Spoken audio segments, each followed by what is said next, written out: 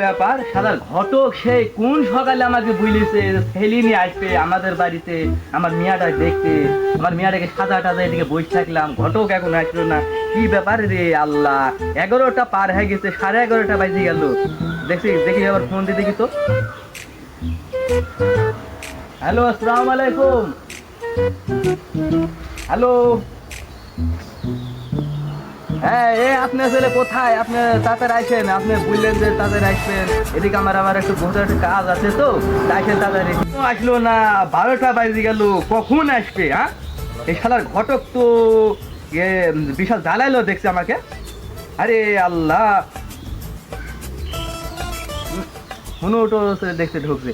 এই কি ব্যাপার আপনি এখনো আসছেন না কিসের জন্যে হ্যাঁ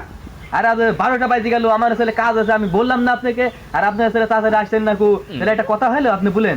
হ্যাঁ আপনি তাড়াতাড়ি আসেন আব্বা কোন দিকে বাড়ি এই যে এদিকে চলেন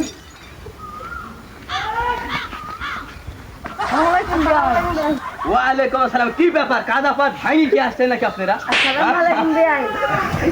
আচ্ছা জায়গা দখল করে নিল আমি চলো যা আমরা বসবো এই শালা মারা কেন বিন্দু আই তোর জ্ঞান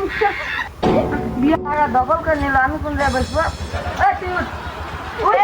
ভাই তুই তো মানুষ কেন বের হছিস না হ্যাঁ আসসালামু আলাইকুম ওয়ালাইকুম আসসালাম বসো বাপ বসো কোন জায়গায় বসবো এই যে থামো এই যে চেয়ারটা আমি নিয়ে আসছি থামো তুমি বসো দেখি বাবু